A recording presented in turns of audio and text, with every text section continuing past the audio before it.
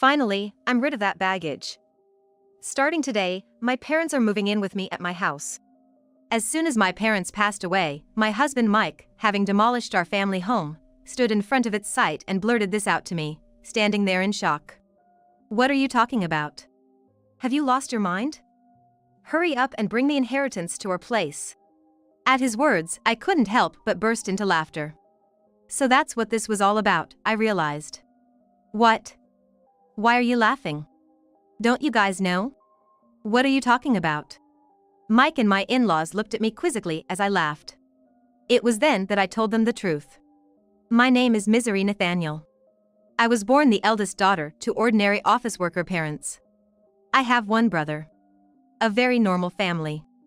I married Mike when I was 29 and we had 2 kids. Juggling work and parenting, I suddenly found myself at 55. My son Sean and daughter Amelia had grown up to be fine adults. Each were living on their own and struggling with their new careers. Now was the time to relax with my husband. It was an ordinary life, but I was happy. I thought I would continue to age like this. But my mundane life changed one winter day. My father was in a car accident and suddenly passed away. He was only 72 at the time. Our whole family was engulfed in grief. Especially my mother, who was so depressed she couldn't even eat. "Mom, I know it's hard, but you have to eat." I told her this time and time again. "I know, but I just don't have the appetite. It feels like there's something stuck in my chest." My brother and I thought she was just emotionally distressed and watched her for a while. However, she rapidly lost weight in just half a month. Worried, I took her to the hospital. Cancer? The diagnosis from the doctor left me in shock. The cancer was advanced and surgery wasn't an option, with about a year left to live. I hadn't had the chance to really take care of my parents yet. Just when I thought I had lost my father, now my mother too was facing this. I was even more devastated than when my father passed. But I didn't have the luxury of grieving forever. My brother lived far away and couldn't be relied upon. So, it was up to me to take care of my mother.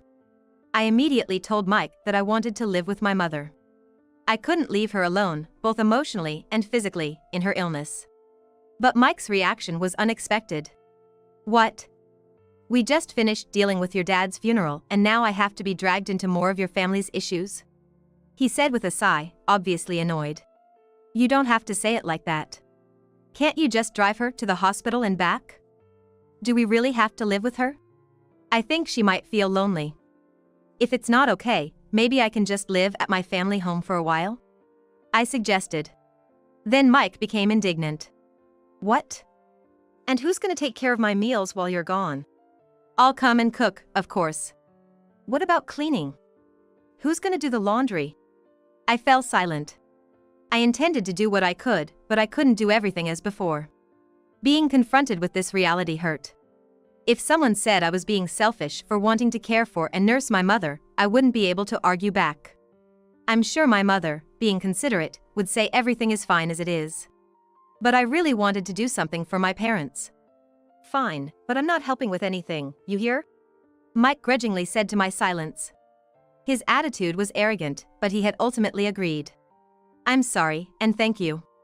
Although I thought he was being awful, he had agreed to my wish. I suppressed my desire to argue back and thanked him. Despite the trouble, Mike and I started living with my mother at my family home. We had originally been living in a house provided by Mike's employer. Mike was an only child. Since Mike's father really wanted us to live together, we didn't plan on buying our own home and were going to eventually move in with Mike's parents. Living in the company housing was more convenient for work, and the rent was only about $600 a month, so it wasn't a big burden. But now that we've moved to my family home, we don't have to pay that anymore and we have more space. I think living together wasn't all disadvantages for Mike. True to his word, Mike didn't help out with anything, but I'm glad I could live with my mother. She seemed energetic, but she often felt weak and spent a lot of time lying down during the day. I prepared her meals, fed her, and managed her medication. It would have been impossible for her to do all that alone. "I'm sorry, Misery. Thank you. It's a big help that you're here with me. I should thank Mike too," my mother said, expressing her gratitude to us many times. She was unaware of the harsh words Mike had said about living together, so she was grateful to him too. One evening after my mother had gone to bed and Mike returned home. While serving dinner, I brought up the subject of my mother's treatment. Mike glared at me and said, "I don't know what you want me to say. I told you I'm not helping with anything," refusing even to listen. I needed someone to vent to, someone to consult. All I wanted was for Mike to listen. Even after 1 month, 2 months, Mike's attitude didn't change. He constantly complained about living together, acting as if he was doing a great favor, and his behavior became increasingly obnoxious day by day. But I couldn't say anything against it. Between worrying about my mother and being considerate of Mike, I was becoming more stressed. Around the time of the 1-year prognosis, my mother's condition worsened rapidly, and she was hospitalized. 3 days later, she passed away. Although I had prepared myself mentally, I was devastated. My brother's family and my children came right away and helped a lot, but in times like this, you really want your spouse by your side. However, Mike was laughing and chatting with his parents in a corner, not helping with the funeral preparations at all. My brother had taken a lead role in preparation, and somehow we got everything ready for the funeral. But Mike, who should have been sitting in the family section, was at the very back of the relatives section. "Mike, I want you to sit in the family section," I said, but he replied, "No, I'm fine here. I'm not a blood relative, after all." "But you're my husband." Then his mother chimed in. "He's your husband, but he's not your mother's son. Mike is our son, so he's an outsider, you know." "Yeah, Mike's parents are just us. Misery should sit in the family section." Hearing this from my in-laws, I was left speechless. From where I come from, it's common for sons-in-law to sit in the family section at funerals, though this might vary by area. Sure enough, with Mike not found in the family section, distant relatives started whispering, wondering if we had divorced. It's one thing for people to gossip, but all of this could have been avoided if Mike had just sat there. Feeling a bit upset that Mike wasn't by my side, we still managed to see my mother off peacefully. After the funeral, my brother's family, my children, Mike, and his parents returned to my family home. "Thank you for coming, especially at such a busy time," I said to my in-laws, offering them some tea. They laughed and replied, "Really, it's something. First your father, now your mother. These funeral expenses are a burden for us too. But at least that's the end of it." I was stunned by their words. What did they mean by that? I couldn't believe they would say such a thing. I forced a smile and excused myself. Then I overheard Mike talking with his parents. "It must have been tough for you, Mike, living with outsiders." "Yeah, dealing with Misery's whims was a pain. A husband shouldn't just follow his wife's demands. If you don't like something, you have every right to refuse." I clenched my fists. Their voices, laughing and chatting, were unbearable, but this wasn't new. Mike's parents had always been insensitive and rude. When Mike and I got married, his mother said, "Couldn't you find someone more attractive? I can't expect much for grandchildren." His father joked, "They say beauty gets boring after 3 days. With Misery, you won't get bored." And Mike just laughed, "It's funny. Such a disrespectful family." I felt something snap inside me. Reflecting back, neither Mike nor his parents had said a single comforting word to me, either at my father's funeral or after my mother's passing. Instead, they ridiculed me. I had felt sorry for imposing on Mike, but now I questioned his behavior as a person. I had been too concerned about Mike while just wanting to do right by my mother. I realized I shouldn't have felt so guilty towards Mike, especially since he wasn't supportive. While I simmered in anger, Mike and his parents continued to laugh and chat in another room. If my brother's family and my kids had heard them, they would have been upset, but fortunately, they were in the kitchen. I was relieved to be the only one who heard Mike and his parents' conversation. Then, I heard more from my mother-in-law. "Misery?" "Yes," I replied, startled. "Can I have this?" My mother-in-law asked, holding my mother's purse. Confused, I stammered, well. Your mother won't be needing it anymore, right?" Mike suggested I take it home. "Maybe I'll just keep it." As she held up the purse, appraising it. I couldn't believe her audacity, especially right after the funeral. I took the purse from her and said firmly, "No, you can't." "What?" Her expression changed. Not so much about the purse being taken away, but more about me, her daughter-in-law, standing up to her. Yet, I stood my ground. We're not ready to sort through my mother's belongings yet. We'll distribute her keepsakes among the family later. My mother-in-law turned red with anger. What do you mean? Are you saying I'm an outsider? You said earlier at the funeral that even Mike was an outsider to my mother. How come Mike is an outsider, but your family? I retorted. Hearing this, Mike and his father also turned red. What are you saying? Apologize to Mom. How disrespectful, a daughter-in-law talking like that. Their commotion drew everyone from the other room. I didn't expect to be called an outsider after all the effort we put into attending the funeral. Let's go home, Dad. My mother-in-law shouted at me in front of everyone and stormed out of our house. For some reason, even Mike was angry and left with his parents. What happened? Did you really call your mother-in-law an outsider? Everyone asked me, having heard only her side.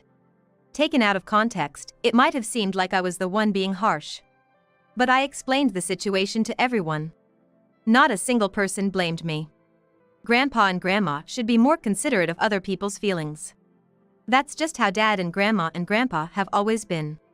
My children sided with me, but I still couldn't forgive those three. Mike hadn't come home for a while since that day. I hadn't contacted him either. I didn't think I should be the one to apologize, and I wasn't sure if I could forgive him even if he did. But I knew things couldn't stay this way forever. Then one day, Mike came back. Welcome home. I greeted him, suppressing the anger that flared up at the sight of him. Then he said, "It's been tough, huh?" His gruff words were an attempt at showing concern, and I was taken aback. Take the kids and go on a trip. It'll be a good change of scenery for you. And with that, he handed me travel vouchers. I was speechless. Instead, tears started to stream down my face. It might have been the kids' idea. But I was touched that Mike went along with it. I immediately contacted the kids to plan the trip. Really? Dad suggested this? It's surprising, isn't it? The kids were astonished by my proposal. It seemed like it really was a gift for Mike. I wonder if Dad feels bad about what happened. I said, laughing. I gratefully accepted the travel vouchers from Mike. I'll be off then. Yeah, take your time. Stay with the kids at their places too, why not? Really? I can't be away that long. Don't worry about me. I'll relax at my parents'. Just enjoy yourself. With that, Mike sent me off. Amelia was happy to have me visit, so before the spa trip, I stopped by her place and then Sean's. I hadn't been able to visit them while caring for my mother, so I helped out by cooking and freezing meals for them. Mom, you should relax. But thanks, this really helps. They both said, delighted to have my cooking at home. This opportunity was all thanks to Mike's suggestion. And then came the eagerly awaited spa trip. I spent a relaxing time at the hot springs with my children. The weariness from caregiving and the sorrow of losing my parents seemed to have healed quite a bit. I was away for almost a week, but both my kids returned to their homes with bright smiles. That was fun. We should thank Dad for once. True, just this once. But I wonder if he's up to something? Amelia joked. Don't say that. Dad thought about us in his own way. I laughed. When I returned home, planning to share the memories with Mike and start our life anew as a couple. However, when I arrived home, I was speechless. What? The house is... I looked around in disbelief. Despite recognizing the location, the family home that should have been there was gone. Then, out of nowhere, Mike appeared. Followed by his parents. They were grinning at me standing there dumbfounded. Mike! What's going on? I asked. With the same sickening smile, Mike said. Finally, I'm rid of that baggage. Starting today, my parents are moving in with me at my house. What are you talking about? I replied, trying to stay calm. Then he opened his mouth. Have you lost your mind? Your family home has been demolished. Bring the inheritance to our place quickly. Whatever you inherited, it's Mike's now. I realized then. The disappearance of the house was Mike's doing, and it was all for the inheritance. Such betrayal, after thinking about the future on my way home. I was filled with indescribable sadness and anger. But demolishing the house won't make things go Mike's way. I won't let it. I burst into laughter at the sight of their smirking faces. My laughter baffled Mike and his father. What? Why are you laughing? What a weird woman. Has she gone crazy? My mother-in-law looked at me as if I were something eerie. Facing the three of them, I spoke up. Don't you guys know? What are you talking about? I said to him. First off, I haven't inherited a single penny. So, there's no inheritance. After saying that, I burst into laughter again. Perhaps they mistakenly thought they'd become rich from the inheritance. Their wild imaginations and actions had me in uncontrollable laughter. What do you mean? Explain yourself, Mike demanded. But I kept my mouth shut. I felt no need to enlighten them. Before that, I'm not going to live with strangers. If you want to live together, go ahead alone. Ignoring Mike's question and rejecting his initial suggestion made my mother-in-law furious. You helped with your parents' housework, but you can't do ours? You're aware of the circumstances, right? I agreed to live together, didn't I? I told you I didn't want to live together. Have you forgotten that you chose to live together to avoid housework? Mike and his mother bit their lips as I refuted them one after another. Also, demolishing the family home like that. There are things you just shouldn't do. I yelled at them. And then left the scene. Behind me, Mike's voice called out, "Where are you going?"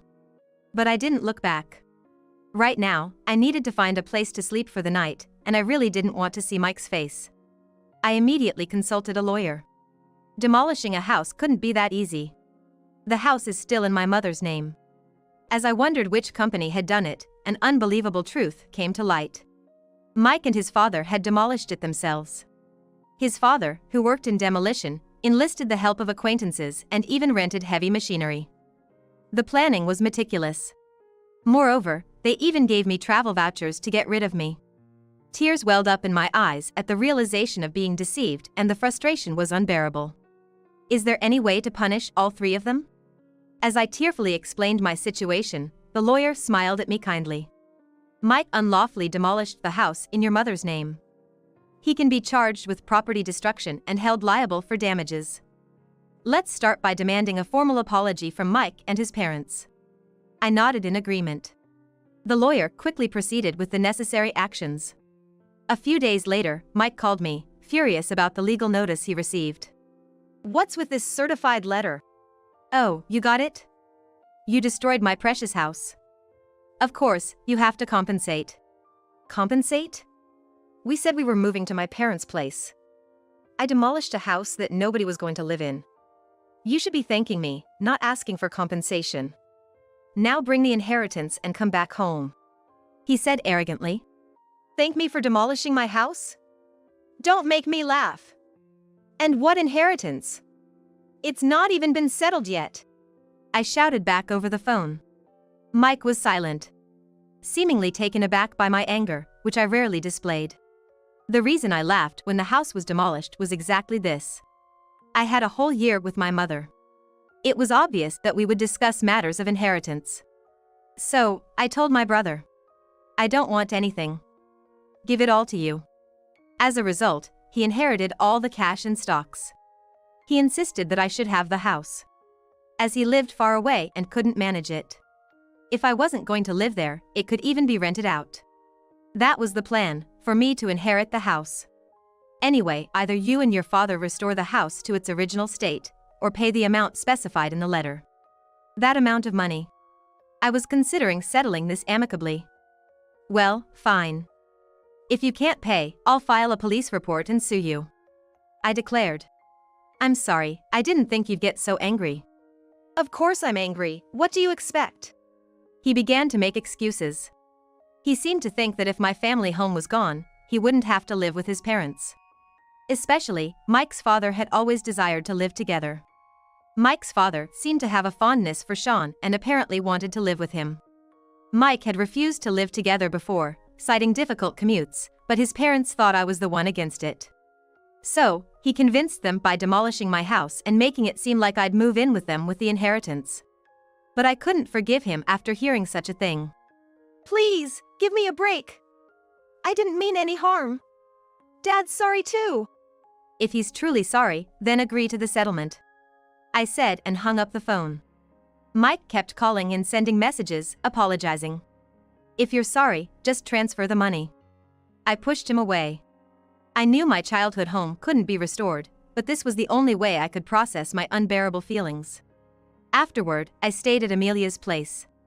This situation was known to my brother's family and my children.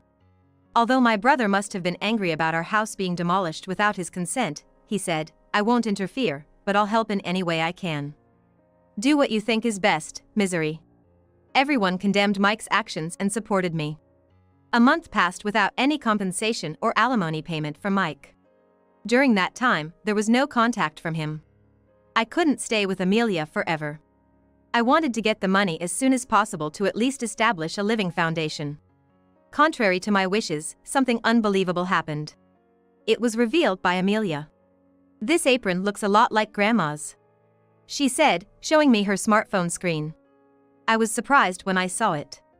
It was a listing on a flea market app. The apron Amelia mentioned, similar to my mother's, was a unique one I had made for her. "What? This is Grandma's apron. I made it, so I'm sure." "What?" Amelia quickly checked other listings. The seller seemed to have recently joined the app, with no transactions or reviews yet. There were nearly 30 items listed, and to my horror, all of them belonged to my mother. I immediately realized. It was Mike. He was the only one who could have taken my mother's belongings after demolishing the house. I called Mike right away. "What's this about the app?" "App?"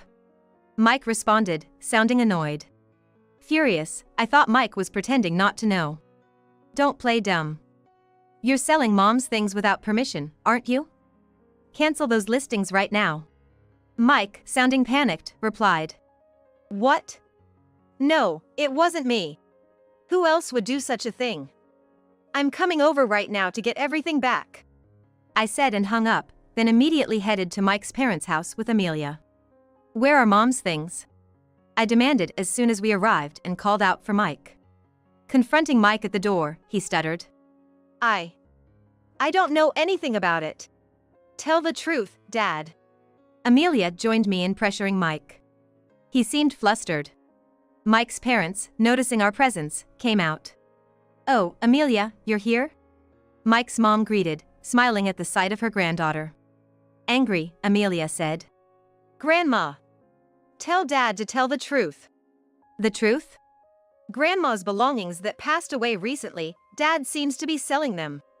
At Amelia's words, Mike's mom burst into laughter. Mike, with a troubled look, kept repeating, "It really wasn't me." Then, his mother loudly exclaimed, "Mike is selling them? That's impossible." "But, because I am the one selling them." I felt my blood run cold. Mike probably knew about it. With a look that almost said this is bad, he turned to look at his mother. Despite Amelia's shock, his mother cheerfully continued. "What? It's a lot of work, you know? I have to pack everything carefully and make sure the photos look good." She seemed oblivious to the fact that she was selling stolen goods, chatting happily about the app. I struggled to restrain myself from lunging at her. "Cancel the listings. Those aren't yours to sell." Amelia, red with anger and tears in her eyes, pleaded with her grandmother. However, Mike's mother seemed displeased. "What's the big deal? I finally found a hobby I enjoy. I use the things I can and sell the rest for a little pocket money. It's good for preventing dementia. I'm the only grandma left, so Amelia wants me to stay healthy and live long, right?" she said nonchalantly. Pleading with her to stop had no effect, there was no sign of remorse. But if talking won't help, then action is the only option. "Amelia, let's go." "But..." "It's okay, let's go." I pulled Amelia out of the house and headed straight to the police station. I wasn't planning to file a report for the demolition of the house, but theft is a different story. When I explained to the police that my mother's belongings were being stolen and sold, they acted immediately, and Mike's mother's account on the flea market app was suspended. The items wouldn't be sold anymore. I called Mike on the way back from the station. "I had your mother's account stopped." "You knew about it, right?" "You're complicit." "No, I've filed a police report about this. Please cooperate with the investigation." Mike became frantic. What? We're family, right? Withdraw it, please. Family? You still haven't paid any compensation for the house nor alimony, and there's no sign of remorse. Faced with my shouting, Mike was taken aback. But I'm not heartless. Despite everything, I have feelings for Mike, having lived with him for so long. Sighing, I said, I'll wait for the money, but I won't forgive the theft. Return everything. And Mike, your father looked quite unwell. Has he seen a doctor? What? I'm not a monster, so just passing on that message. I said and hung up. Mike's father, whom I had just seen, was alarmingly thin and hadn't spoken much. His complexion was more than just pale. It was unnaturally dark. His ill health was obvious. But that family probably hadn't noticed. His wife, nonchalantly selling stolen items, and Mike, who only acted tough with me. They lacked any real concern for others. The next day, I received a call from Mike's father. Expecting it to be a thank you call, I was met with the complete opposite. What do you mean by treating me like a sick person? Planning to dump me in a hospital to get rid of the hassle? I need to protect Mike and my wife from you. I'm not going to any hospital, he scolded. It was shocking to be reprimanded when I was just concerned. Sorry for overstepping. I was just worried. Humph. I'm not frail or short-lived like your parents. Don't make a fool of me. I was infuriated by his words, but a few days later, he apparently felt unwell enough to visit the hospital. The diagnosis was terminal cancer. Mike called me in a panic. Dad's got terminal cancer. What am I going to do? But I just snorted. I don't know. What did you say when I suggested going to the hospital? He said, I'm not frail or short-lived like your parents. So, deal with it yourself. How can you be so heartless? Misery, I never thought you'd be such a person. Who's heartless? Did you ever say a single warm word when my mother was sick? Reflect on your own actions. I said and hung up. As expected, Mike's father passed away soon after. As a human being, I didn't want to harbor negative feelings towards the deceased, but recalling everything that had been done and said, I couldn't shed a tear. After his funeral, his will was found. Despite all his talk of not being short-lived, he had made thorough preparations. The house goes to the grandson, Sean. The rest of the estate is to be divided between my wife and eldest son. I was surprised to see Sean's name. Mike's father had always favored him, wanting to live with him. He must have wanted Sean to have the house even after his death. It was a nuisance for Sean. Renounce the inheritance. You don't need that house, do you? I told Sean, but he was happy to receive it. Inheriting the house was more of a burden than a benefit due to inheritance tax. But if he was pleased, I had no right to say anything. Following the will, Sean inherited the house. His grandmother was happy and paid the inheritance tax. He's our successor, after all, she said. Well, that's not wrong. While I felt a bit sad as if Sean had been taken from me, something unbelievable happened next. Come over to our house. Mike's call prompted me to head straight to his parents' house. Then, I saw Mike's mother and Mike himself standing in front of their house, stunned, just like I once had been. The site was filled with heavy machinery, trucks labeled with demolition company names, and workers. Their house was being torn down right before our eyes. What's going on? It's my house. I can do what I want with it. Sean said, appearing from somewhere, looking satisfied as he watched the demolition. Sean! What are you doing? Stop this right now. Stopping it now won't make it livable anyway. Sean, what have you done? Mike's mother and Mike were begging Sean. But Sean just laughed. Did you forget what Grandpa and Dad did to Mom? Sean. Grandma, you were awful to Mom too, right? Did you apologize? Sean's smile turned into a sharp glare at Mike's mother and Mike. They fell to their knees. The heavy machinery continued to noisily dismantle their house. I finally felt relieved seeing this scene. Later, Mike finally paid the damages and compensation from the inherited assets. The stolen items that Mike's mother took from my mother were retrieved by Sean and safely returned to me. You always have me and Amelia, Sean said, and I finally shed tears of relief. Mike's mother and Mike, having lost their house and left with no money, were now living in a company house again. Mike and I had moved out of the company house. But now Mike and his mother had to return, becoming the subject of rumors. I explained the whole truth to Mike's colleague's wife, who we were on good terms with. Mike and his mother will likely have a hard life in the company housing, but it's their own doing. Additionally, after Mike's retirement, they'll be forced to save up for a new place to live. I sometimes think about asking my friends how Mike and his mother are living now, just to have something to talk about. After that, I continued to stay at Amelia's house, but then Sean got engaged to be married. He was planning to build a house. The land of the former family home sold for a decent amount, and I was glad to see that even that house served a purpose. Mom, come live with us. Sean offered.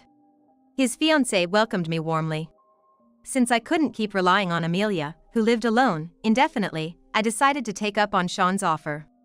I am thinking of living happily with my new family, determined not to become a mother-in-law like my own mother-in-law.